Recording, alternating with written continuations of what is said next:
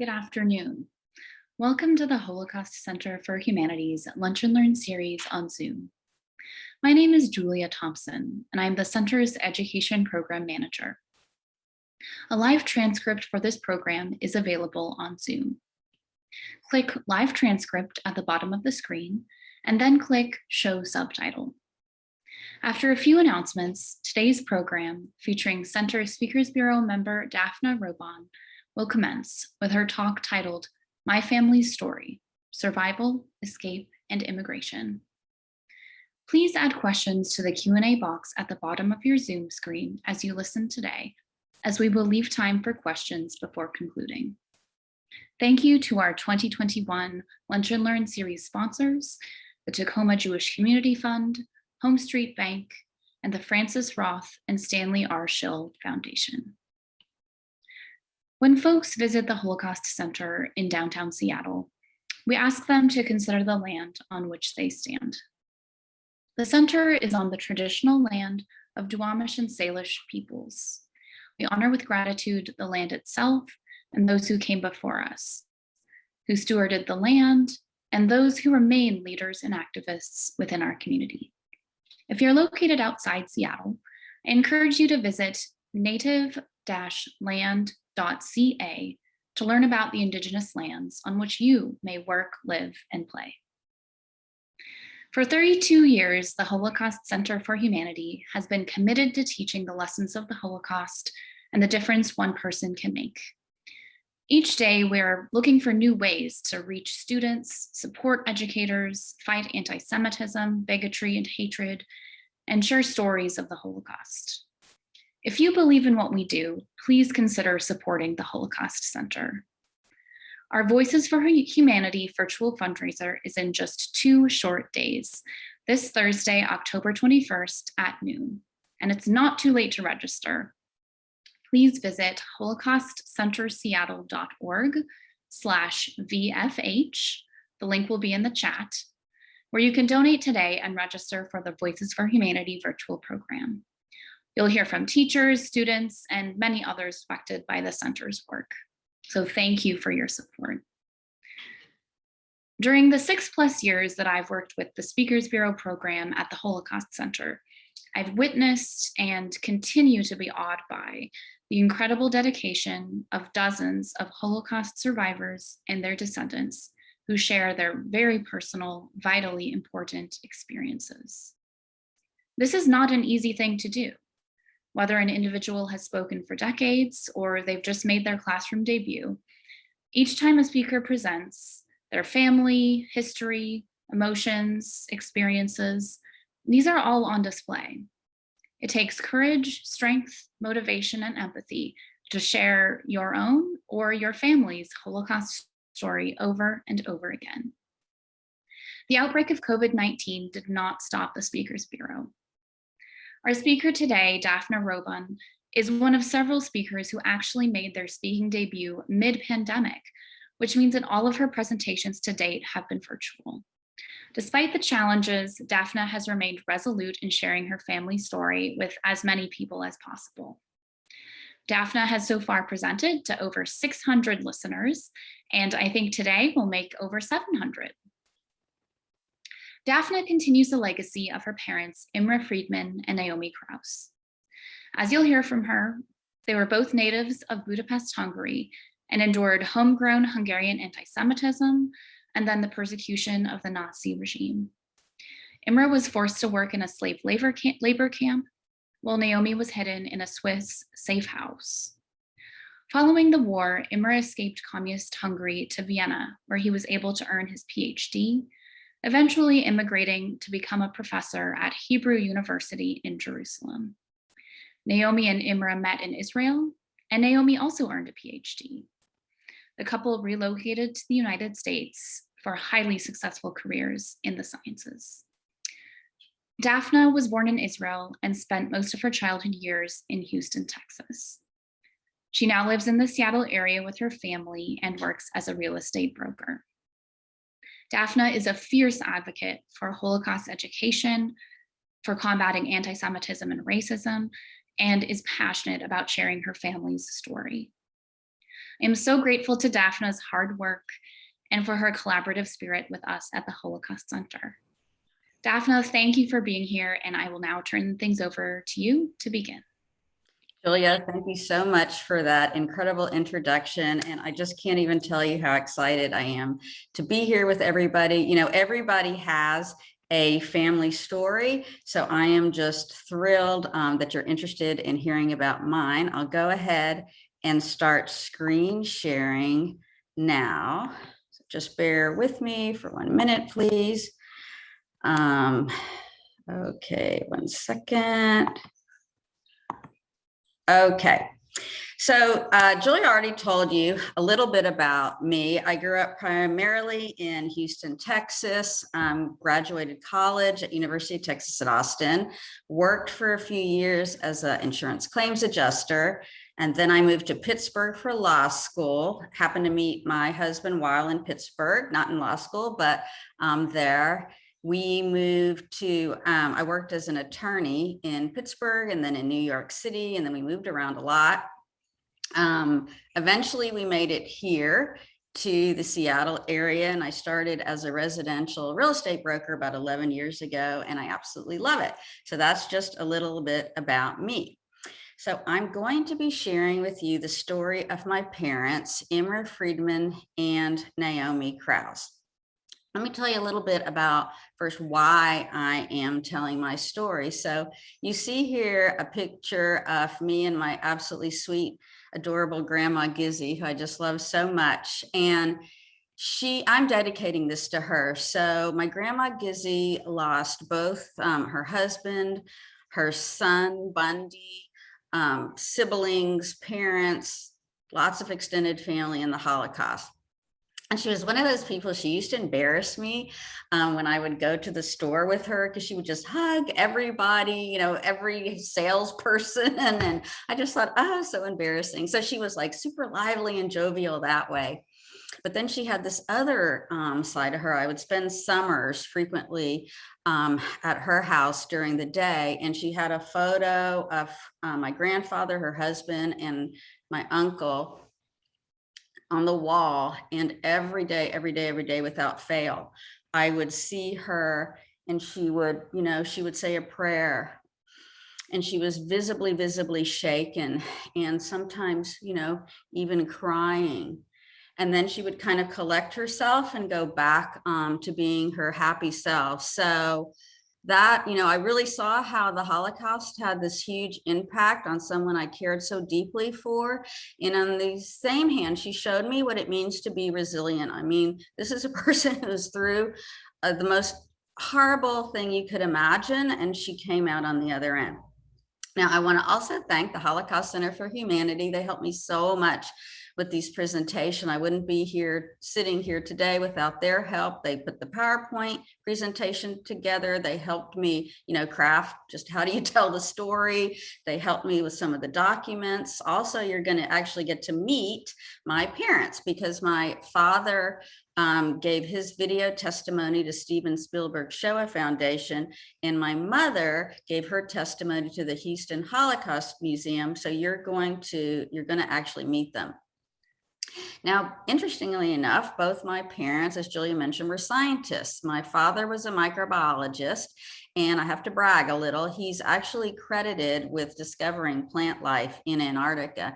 And, you know, obviously I'm not talking about like bushes and trees. It's this endolithic, what they mean inside the rock, life. And that actually had a lot of implications for studying life on Mars, because the surface of Mars and Antarctica, it's the most similar surface on Earth that you can find to Mars.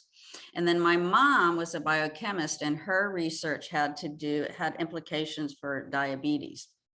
So as you heard, they were both from Hungary. And as you can see, for those who don't know, Hungary is just south of Poland, bordered on either side by Romania and Austria.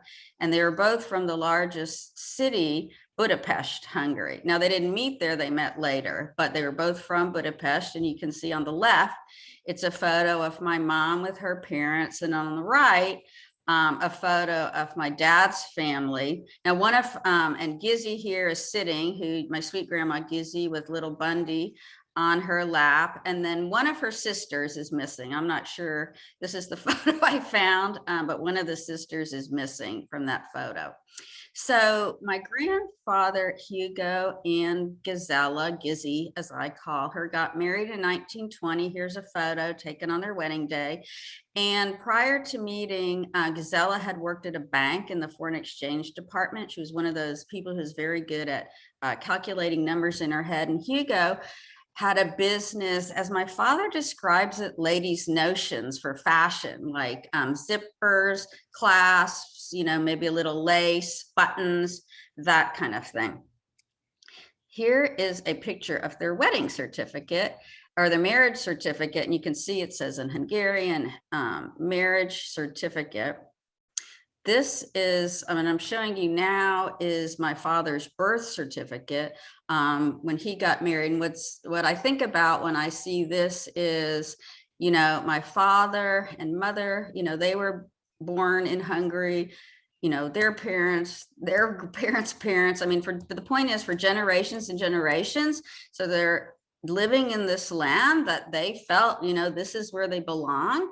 And then yet, what happened to them happened in this country that they'd been there for generations and generations. So now this is a photo of my father as a little boy. And it's funny, I think he looks so cute in this little photo, but what's funny to me is, he's all dressed up very fancifully, and apparently Gizzy liked to dress her boys up, but they didn't like it. Now, as I told you, you're going to get to meet my father and my mother. So here's my father, Imre Friedmann, talking about what it was like at that time to grow up in Hungary. To grow up in anti-Semitic Hungary at that time was very different from what is today the situation. We were all the time aware of being Jews and also all the time aware of living in a hostile environment. I remember until today, what my father was telling me always: you are living in an anti-Semitic environment. You have to work 3 times as much as a Gentile to get to the same point as a Gentile can get. And he took that advice to heart. He always knew he wanted to be a scientist, and he studied very, very, very, very hard. So you've heard me say several times the word anti-Semitism. So what is anti-Semitism? Anti-Semitism is the prejudice against or the hatred of Jews. And it's not something that was new, that came, along with the Nazis. It had actually existed in Europe for centuries. And the political group in Hungary that existed even before the war, that was also anti-Semitic, was the Kraus. And you're going to hear about the Kraus later in my presentation. And it was the Nazi policy to rid Europe of all Jews. And, I say that sentence and I just say it like it's words, but, think about that. It was the Nazi policy to rid Europe of all Jews. It's just so horrifying. Yeah, I don't even know what else to say. It's just so horrifying. So my father graduated high school in 1939, which, as many of you know, was the start of World War II. So that's when the Nazis invaded Poland. And, as we saw, Poland is just north of Hungary. So while the war wasn't in Hungary, but war was in the air, it was a very, very, very difficult time. And I'm very proud of my father, because what I'm showing on the screen now is an award that he got when he was a senior in high school. He entered the National Hungarian Science Competition, and actually won 3rd place. So I'm super, super proud of him. He took his father's advice and worked extra hard. Here is what I'm showing on the screen now is my father's high school diploma. If we were able to read it, we'd see that he made straight A's, and it shows here the years he graduated in 1939. Now, what was happening at that time? So, you graduate high school, and many people end up, not everybody, but, a lot of people think, oh, I want to go to college. So there were laws in place. They were called numerous clauses laws that greatly hampered what a lot of Jewish people could do, restrictions on business, and also restrictions on the number of Jewish students that could enroll. They didn't, you know, it was, they didn't want them there, basically. So this just happens to be when my father graduated, and even though he made straight A's and won the 3rd place in the science competition, he literally applied to every single university he could apply to, and he did not get in. In fact, he even was applying to foreign universities and couldn't get a visa to leave the country. So as he explains, you couldn't just be doing nothing, or you would have get picked up for what he calls being a vagrant. So he couldn't get an university and he couldn't get a job because of these restrictive laws. So he ended up volunteering for a year in a pharmaceutical firm that made cough syrup. And then suddenly one day, a friend of his came and said, Imre, let me tell you, there's a new university that just opened up. And because it's new, it hasn't filled its quota yet of Jewish students. So maybe if you hurry and you go there, maybe you'll be able to get in. So in fact, literally the next day, he was on a train to Cluj, and he applied for that school, and he in fact got admitted. Now, this wasn't a school he really wanted to go to. Back then, it was an agricultural university, and what my father explains is back then Hungary was made up of a lot of feudal estates, and this university taught people how to manage those estates. There were 100 boys. It was all boys school, and out of those 100, 4 were Jewish, including my father. Now here, you're going to hear my father kind of describe just a little bit of how horrible it was there, but I need to kind of set up this this clip. So the students would take a white piece of chalk and would draw a circle right by where the professor was lecturing, by the lectern, and they would force my father and the other 3 boys to stand in there. And there was nothing they could do about it. The professors didn't care. In fact, the professors were totally anti-Semites. So here's my father. Others made jokes at our expense, and you can imagine this in the lectures are going on, professor is making jokes. Oh, gentlemen, why are you standing there? So such a voice, and of course the whole class, Jews, Jews, Jews. You know, happened again and again. Yes, so we were the target of all kind of things like this. And this was just some of it. I mean, he couldn't go to, they wouldn't let him go to school for long periods of time by threatening that they would beat him up. He studied at home just with the books. Somehow he made arrangements to take the exams with the professors. And he describes literally having to sneak into the school and peer around the corners to make sure nobody would, beat him up or do worse. And anyway, so I'm very proud of him. Out of the 4 students, he was the only one to graduate out of the 4 Jewish students. And he says it was just through sheer grit and determination. It was incredibly, incredibly difficult. So I also found in our family documents a picture of his graduation certificate from that university. At first I thought, oh, just how wonderful, so nice. And then I was looking at it more closely, and I saw that they had written the word Israel on it. And, what is the point of that? I mean, today that would be a hate crime, I think. We're giving you this graduation, but we're pointing out that you belong to a group that we're totally prejudiced against and want to annihilate, basically. So what happened after that is he still needed to do more schooling, didn't want to stay there, and had finished whatever he could there. So he heard there was a sister school in this other town, Magyarovar. So he went there in 44. Here is his student ID, and you can see he's just a young boy experiencing all this horrible thing. Your parents out there, you send your kids to college. Can you imagine? This is unbelievable. So just a little historical context. We talked about the war starting in Poland in 1939, and in November 1940, Hungary officially allied themselves with the Nazis. We're looking here at a photo of Miklos Horthy and Adolf Hitler riding together. And on March 13th, 44, the Nazis invaded and occupied Hungary. And you'll hear a little bit, my dad will explain in the video clip why Hungary was initially allied with the Nazis, and then later the Nazis invaded. So what happened when the Nazis invaded? So we talked about the Arrow Cross before, and they partnered together to execute their horrible plan. And so that's when the deportations started, and people were getting deported, and the Nazis were coming in. Now, you're going to hear my father talk about what happened. And I have to tell you, remember, he was in that town and for his 4th year of college. And luckily, when the Nazis came in, he happened to be in Budapest that weekend, just a college kid home visiting. And why was that lucky? Because the Nazis started deporting people first from the countryside, which is where that university is. So who knows what had happened to him if he hadn't have been in town in Budapest that weekend. 1944, March 19, the Germans occupied Hungary. You know, when everything took a turn to the worse.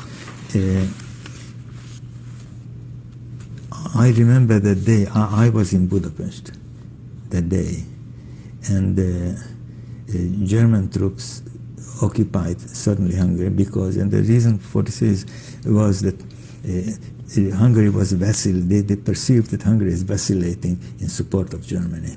Yes, the Hungarian government. So they marched in, and that is when the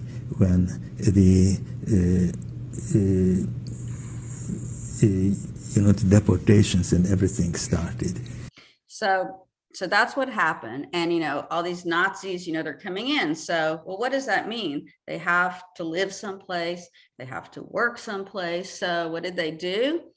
They handed out these, what I'm showing now is a document on the screen, and it's an order directing one of my family members to leave their home and go move in with another family. So they directed the Jews, they said, from some people, they said, take what you can, you got 24 hours or whatever to leave, and we're gonna place you with another family, you have to live there. And that's kind of how the ghetto was formed, is they forced people to move in with other families.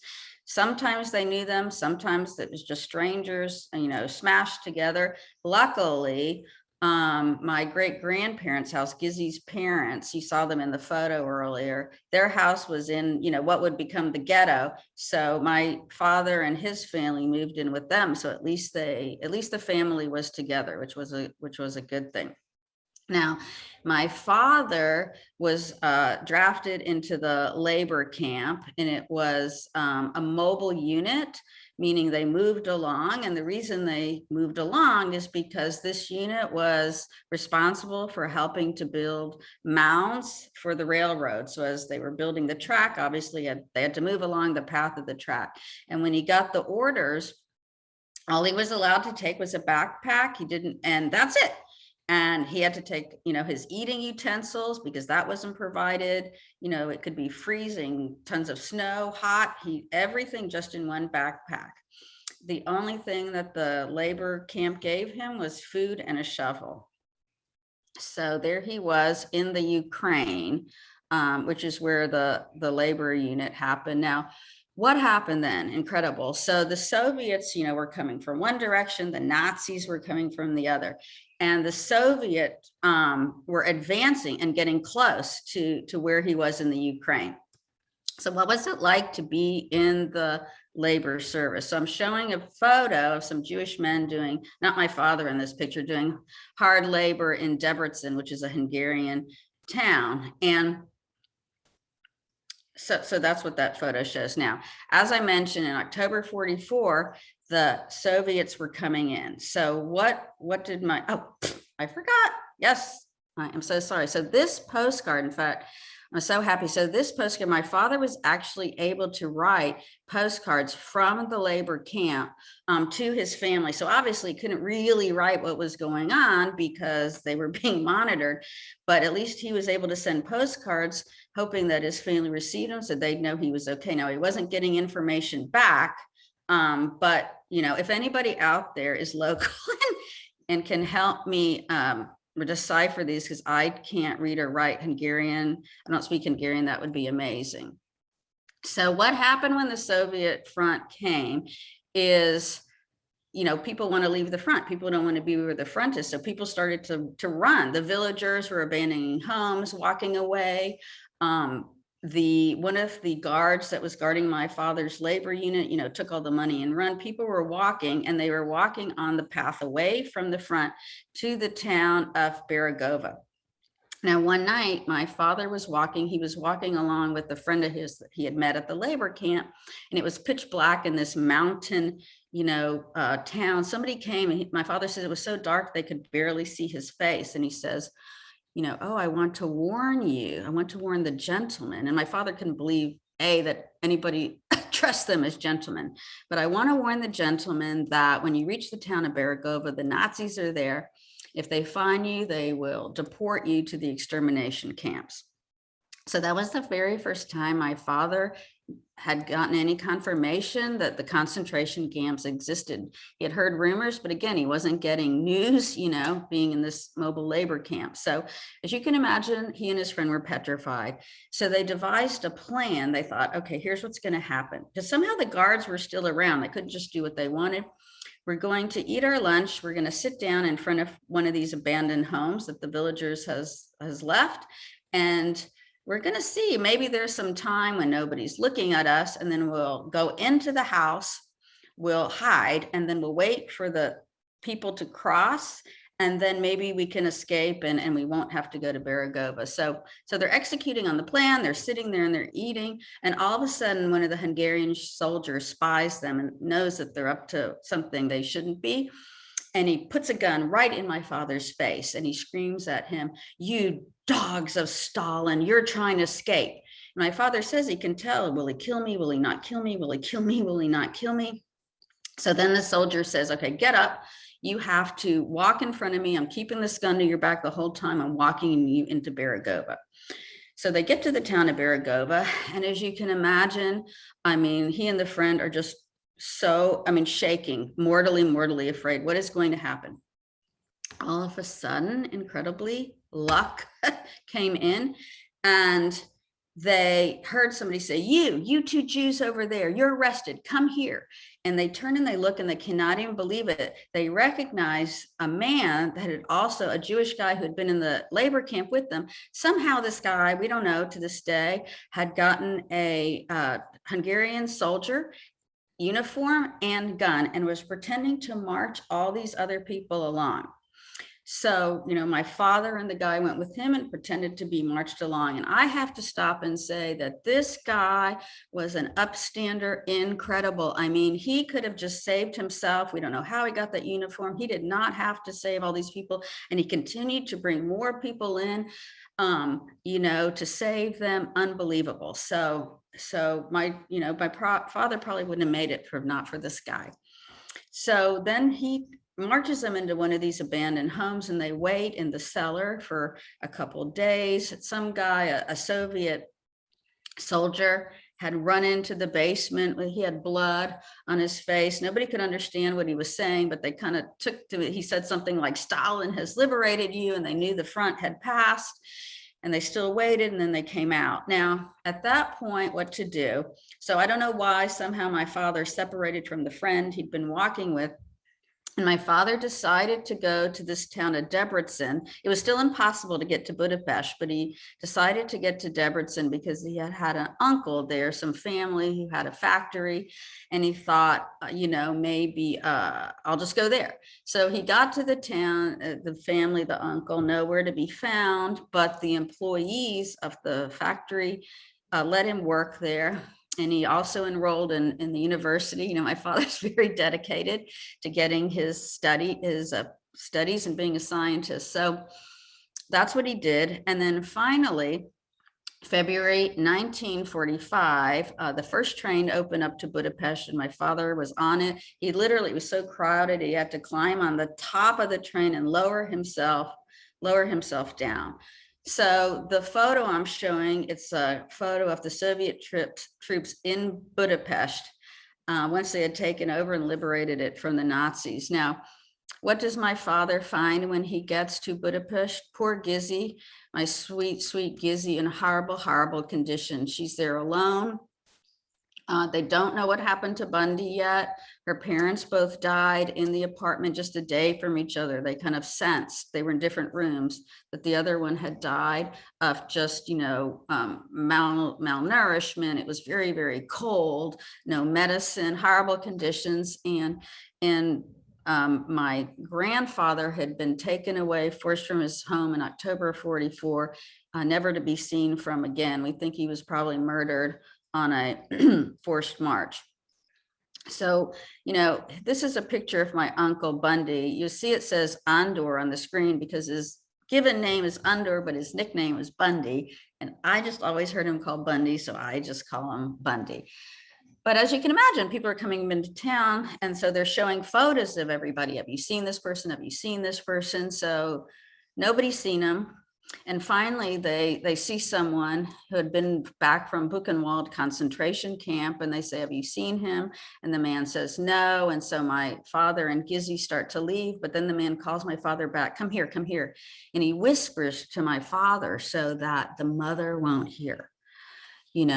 Yes, I know that your brother is dead. Never ask me how, and never come back here again.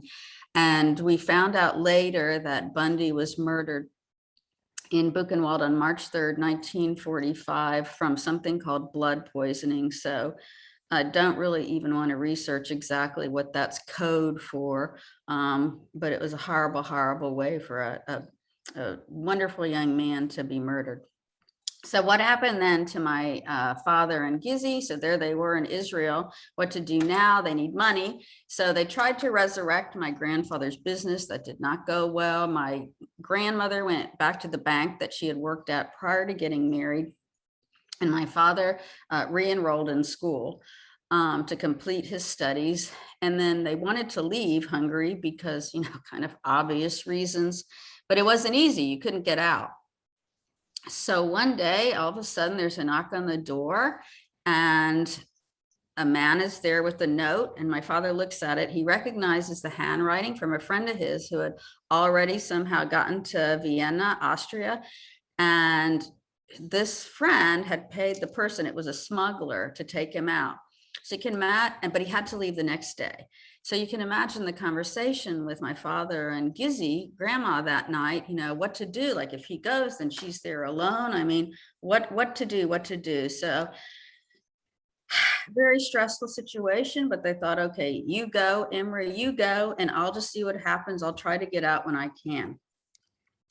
So then my father goes with the smuggler, and they go to this town of Magyarova. Now, there's about 15 or 20 of them that are all trying to cross, and they are caught on the border. It's a long story, but basically there was a baby with them, and the baby started to cry when they crossed the border. So the Austrian guards caught them and said, we're sorry, we have to turn you over to the Soviets. And I mean, my father was just like, you got to be kidding me. I mean, after all this, and now I'm going to be in a Russian, who knows what's going to happen. So again, lucky, there was somebody who had been smuggled in the group with them. And this man asked the Austrian guards, hey, can I make a quick phone call, please? And the guard said, yeah, go ahead. So, my dad doesn't know what's going on. The guy goes, makes a phone call. They're all put in the bus or the van or whatever it was to take them to the Russians, back to the Soviets.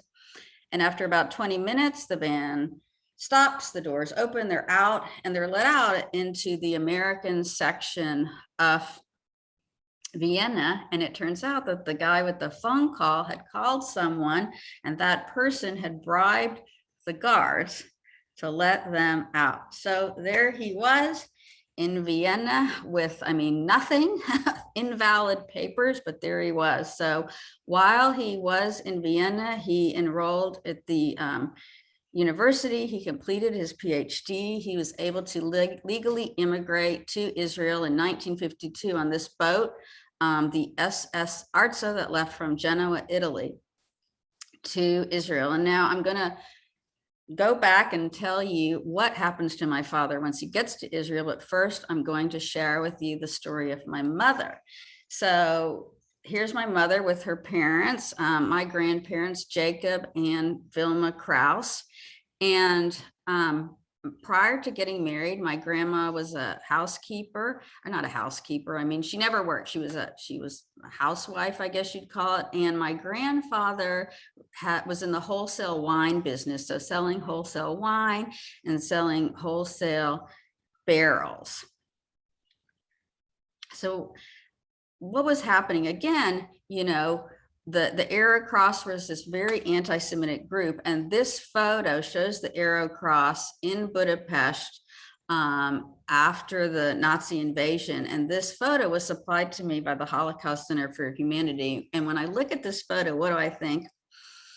Interestingly enough, I look at the buildings behind all these men riding around with guns and whatnot, because I've been to Budapest and I've seen where my mother grew up, and she grew up in the middle of town in a building. He looks just like this. She had like a little tiny balcony off the main living room. She was on the second floor, and she always said that she would spend all her time looking out the window. It was like her TV. It was her entertainment, because they lived on a very, very busy street. And I just think, I can't even imagine, you know, being a little girl and looking out that balcony that you'd always looked out and seeing this and knowing, you know, they're out to get you, and being the parents of that little girl, my grandparents, and looking out and thinking, unbelievable, like here it's actually happening. It's just so horrible. So now I'd like to introduce you to my mom, Naomi. What happened to the Jews in Hungary? The Jews in Hungary went through difficult times in terms of different regulations which restricted their freedom to do certain things. Like they couldn't go to university, they had a numerus clausus, or they, like my father, I think he couldn't sell wine, just maybe barrels, or all kind of restrictions, but their life was not in danger till March 1944. So again, you know, you've got that March 1944, you hear about the numerous clauses, laws that restricted my father from being able to get to university, and restricted my grandfather Jacob from being able to do his business, and it was, you know, very difficult financially. So what happened to my mother? So like my other grandfather, my grandfather Jacob was forcefully removed from his home in also October 1944. What happened to him? I've heard two different stories. One that he was likely killed on a forced march. One that he was murdered, shot into the Danube River. There's a river, the Danube, that runs through Budapest, and they would line people up and murder them. So I've also heard that that may have happened to him. So there's my poor grandma Vilma, and my mom, you know, she has a young child, what to do. So there were two different consulate representatives from two countries that did a tremendous amount to help the Hungarian Jewish people. And you may or may not have heard of Raoul Wallenberg. He is a Swedish diplomat. He saved thousands of Hungarian Jews by giving them protective papers. And in fact, for you Seattle people, the Nordic Museum here once a year has a dinner honoring Raoul Wallenberg. I've been a couple of times, and it's a wonderful event that they hold. And the other gentleman was from Switzerland, and his name was Karl Lutz. And he would also issue these protective papers. Obviously, sometimes these papers worked and sometimes they were ignored, but these men were unbelievable upstanders, and literally risked their own lives and saved thousands upon thousands of innocent Jewish people. So my grandmother took my mother to a Swiss protective house for children. I don't know why it was just for children, but this was. And then Vilma, went to another protective house.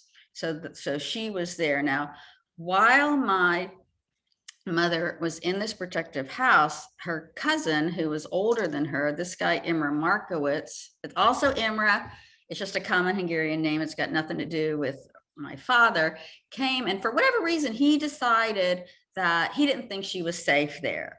So this Imre, as my mother explains, he was another upstander. I mean, she said he's just marching around, like he can. I know that, just as an aside, he brought food to some of her uncles who were in hiding, and he marched her around. I mean, unbelievable. None of us have been challenged, right? I mean, I've certainly not been challenged. I'm guessing that nobody's been challenged. We don't know how we would react, but we certainly all hope that we would be upstanders in this situation. And this guy, Imre Markowitz, absolutely was. So he took my mother, they gave her a false identity, which you'll hear about in my mother explaining in a minute on a video. But so Imre took my mother and he delivered her to a man who had a butcher shop in the bottom of a big apartment building in Budapest. And now we'd call it mixed use, where you have like the shops on the bottom and the apartments on top. So now you'll hear my mother explain what happened. And he took me, on the other hand, to a woman who lived in the ground floor of this big apartment house. And I was taken in by these people. I was considered this poor refugee child. I don't know whether it was my cousin who suggested it, or I choose the name Horvat Eva. This is the way I presented myself. We went to the local Nazi headquarters, this Nyilas part, or the police station, and we made up documents for me. So, wow, a lot to unpack there. And I know I have limited time, but here's what I absolutely have to say about it. What I absolutely have to say about it is, those people who took my mother in, now, maybe they really thought that she was Eva Horvat, but I would not be at all surprised if they suspected that she was Jewish. And, terrible repercussions for people who are found to be helping Jews. And again, my parents were alive because of upstanders. And it's incredible for me to think that, what these people must have, how they were weighing out the decision of what to do. Another thing that strikes me about this story is the incredible resilience of my mother at such a young age. I mean, she had to pretend to be this Eva Horvat. She had to take on a false identity, which she could never let down. She was in the middle of a war, so there were bombs. I mean, windows were being blown out, dead people, dead horses in the street, not enough food, terrible, terrible conditions. And I have to tell you that my mother used to tell this story when I was listening, and she would say, oh, I saw it as an adventure. Actually, I saw it as an adventure. And I remember initially being very irritated by that, honestly, because I thought, an adventure, our family was murdered. What are you talking about? And after much reflection and the passage of time, I came to realize that no, she was incredibly resilient, and I'm just so proud of her. Just so proud of her. So what happened then? I'm sorry. So what happened then? So there was my mother, after the siege ended, she was there alone. She had to make her way back to her mother, who hopefully her mother was alive. So it wasn't easy to get back. She was on Budapest, as I mentioned, is divided by a river, and all the bridges were bombed out. So which should normally have taken no time at all. Finally, she got some Soviet soldiers to help her, but it took her 3 days to get back. And luckily, there was her mother alive. So I don't even know what they did for money. Honestly, I have no idea how they managed. I know that my mother re-enrolled in high school. She finished that. It was important for my grandmother that my mother develop a skill. So for 2 years after high school, she went to a jewelry store and learned how to repair watches, which came in quite handy. Now, of course, oh, and these are photos of my mother as a young child and of my grandmother, Vilma. Now, what was going on, to put it into perspective at that time? So we kind of heard how the Nazis came later to Hungary than they did to other European countries, and that kind of shielded the Jews in Hungary for some time. But, you know, the Nazis did a lot of horrible things to many people in a very short amount of time. So even though they weren't there that long, they managed to kill over 500,000 Jews. And many, you know, most of my family on both sides were murdered.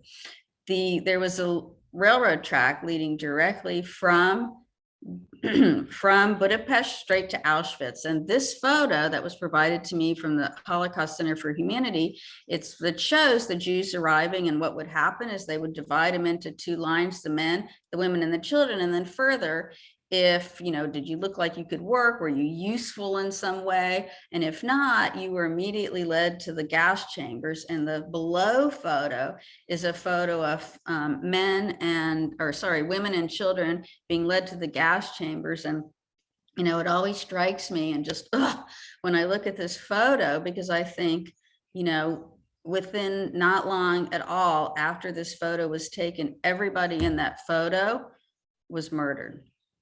So how did my mother escape? Obviously, she too wanted to leave. So she also escaped illegally across the border. She had tried a couple times. She was caught. Then finally, she went through Bratislava, Czechoslovakia, and she made it into Vienna. She was in the jail in Bratislava, and she doesn't know how or what, but suddenly she was put on a bus and she was able to get to Vienna. And she doesn't know how again, but when she got there, she was greeted by a friend of hers who had already made it somehow there. And so then she went with this friend, and they lived in a converted beer hall for young refugee girls, women. And she describes it was like a little bed and a table, a little bed and a table with a nightlight on and on. And luckily, my mother knew how to repair watches. So she did that. And then she too was able to legally immigrate to Israel. And I don't know exactly how she went, but I'm going to guess it was on a boat, because it was a typical way to get there, similar to my father. And she arrived to Israel in 1950. So, you know, then my parents met on a blind date, because, you know, I know this nice Hungarian boy and I know this nice Hungarian girl. So, you know, so they met, and my father wasn't a professor at Hebrew University at that time. So then my mother, as a faculty member's wife, she was able to get her degree. And so she ended up getting her Ph.D. in biochemistry. Now, luckily, my grandmothers were able to immigrate. I don't know how Vilma was able to immigrate, but I know it's another long story that we don't have time for, that my grandma Gizzy was able to come. She got a visa, and she came in 1955. And here's a photo of the visa from Hungary to Israel. So I was born in Israel. I'm showing here some photos from when we first arrived. My mother came because she had a sabbatical for work, and then my father came and followed. But then not long after that, my parents decided to separate and got divorced.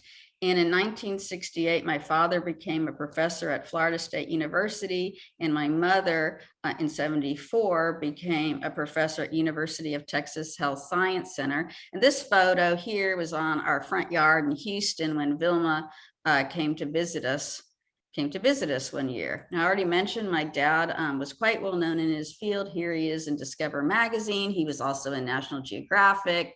He's actually mentioned briefly in Carl Sagan's book, Cosmos. So if you Google Imre Friedmann, if you're interested, a lot will pop up about him. So like I said, I moved with my family to Seattle area in 2003, and my parents both ended up following me here. My parents passed, weirdly enough, because they had been divorced for so many years, but within a 12-month span, my father in 2007 and my father in 2008.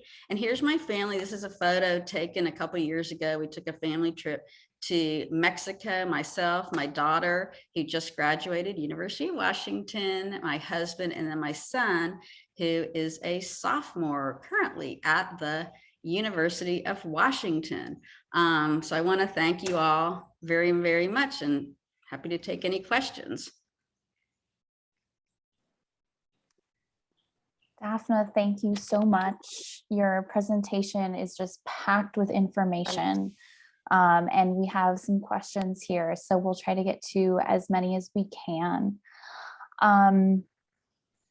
This is a question from Eugene, and I don't know if you know the answer, but I'm curious about this as well. Eugene wrote, your father mentioned that anti-Semitism in Hungary in recent times is not what it was prior to and during World War II. Do you know what Hungary did after the war in terms of dealing with anti-Semitism? I don't, but I know right now, the government of Viktor Orban, as you may or may not know, in the current regime in Hungary is extremely, extremely anti-Semitic.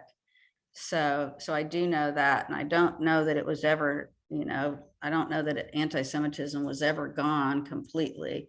And it's actually gotten significantly worse in recent years. Mm-hmm. Yeah, that's absolutely true. I have a feeling that anti-Semitism in Hungary didn't automatically disappear right after the Holocaust.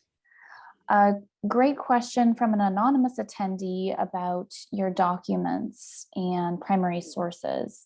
Were these things that your parents were able to bring with them to Israel and the United States? Did you find them through other research methods? Nope, they're all in my possession. So the only thing I can assume, most of those documents were my father's.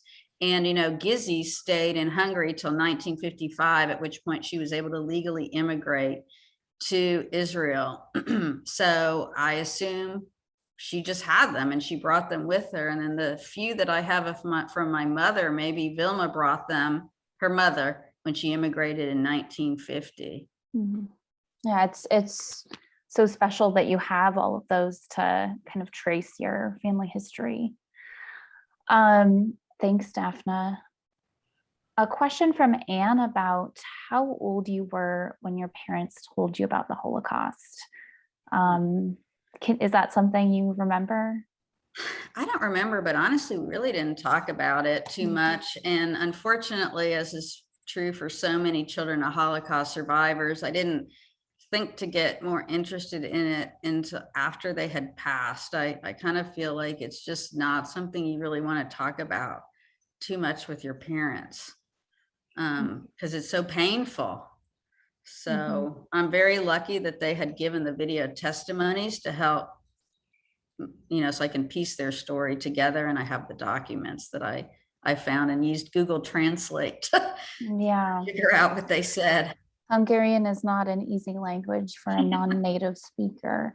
Right. And I'm curious as well whether if your parents, discussed amongst each other as a couple their wartime experiences. I literally have no idea, because they were married for 10 years before I was born. Well, I think my mother was so busy studying, getting her Ph.D. and just her college degree even at that point. And then they were divorced when I was young, but I am going to guess they probably didn't. Because they didn't discuss it with me. Sure. I have a feeling my father and Gizzy probably, I don't know, talked about their experience, but probably like to remember, her husband, his father, and Bundy,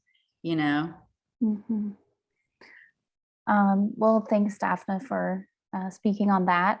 Another question from anonymous attendee about how many languages your parents spoke. Oh my gosh.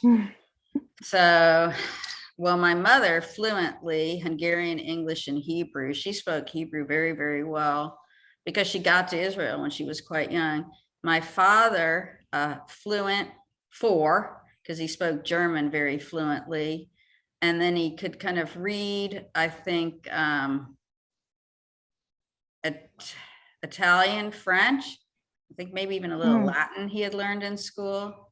My father was literally one of the smartest people I've ever met in my life. I mean, it's just like it skipped a generation, I'm telling you. Oh, I don't know about that. He was crazy smart. My mother was very smart too, but my father, he was teaching himself astrobiology into his 80s. He was still working with NASA Ames Research Center in his 80s. Unbelievable. Mm-hmm. Yeah, very impressive careers in subjects that seem incredibly complicated. So this is an interesting question from Shelley, and some of you might have seen some news from a school district in Texas where there's a law that schools are required to present opposing views on subjects, and there was a conversation in a school district about a text being provided to teachers that would provide an opposing view of the Holocaust. I guess as a Texas native and as someone who's very invested in Holocaust education, Daphna, what was your reaction to that news item if you heard about it? I did read that. And I have to say, I read the whole article, and at the end it said, that this teacher had kind of misinterpreted the law, and the school district came out against it and said that's not her intent. So then the question is, okay, is that just kind of backtracking? Right. And she knew full well what she was doing, or is that really, was the school district really appalled? And well, obviously, I think probably everybody sitting here, if that was actually her intent, it's just mortifying. And you have to question, like, you're a teacher, how can you not figure out that you don't have two sides to facts? Mm-hmm. It's factual. It happened. Right. There's not an opposing view. It's a fact. Mm-hmm. That's my opinion. Yeah. Well, thanks, Daphna. I think we all agree how ludicrous that episode was, and just illustrates the importance of doing what we do and you sharing your story to students. So I'm going to finish with one question from Leslie before concluding, and she's wondering about your family's relationship to religion. Did your parents believe in God or practice Judaism? Did you practice Judaism as a child with them? If you're comfortable answering. Yeah, I'm comfortable. I was raised very culturally Jewish, but not religiously Jewish. My parents were scientists. They were, I think, self-described atheists. My father in his video testimony describes himself as a religious atheist. So I think he felt very tied into being Jewish, and people who are Jewish knows that you feel can feel very Jewish even if you're not religious. I personally feel like I'm getting a little more religious the older I get. But I was not. I was raised very Jewishly. We did Shabbat. They always had Seder. Yeah. Excuse me. Had a little dog barking incident here. Thanks, Daphna. Well, I appreciate your candor on that. And thank you to all who submitted questions. We got to most of them, and there's a ton of thanks in the chat and the Q&A. So we'll share that with you later, Daphna. At this point, I'd like to thank you again so much, Daphna, for helping today share your story and contributing to our mission at the center. I want to thank my colleague behind the scenes, Richard Green, for the technical help, as well as the entire Holocaust Center staff, Dee Simon, Alana Cohn-Kennedy, Paul Rigelbrug, Amanda Davis, Katie Lawrence, Morgan Romero, Devonshire Lockie, and Lori Vorschel-Cohen. And a special shout out to Lori and our former intern, Craig Verniest, who worked with Daphna for many months to develop her excellent presentation. A reminder to all that the views and opinions represented in this program today are those of the panelists and not necessarily of the Holocaust Center. And I want to invite you back to next week's Lunch and Learn, the sixth and final in our Connecting the Holocaust to Today series, featuring acclaimed author and historian, Dr. Wendy Lauer, speaking about her book published earlier this year, The Ravine. So we hope to see you for that next Tuesday, again at 12 p.m. Pacific, and perhaps at our Voices for Humanity event this Thursday, also virtual at noon Pacific. Thank you again. This concludes our program today.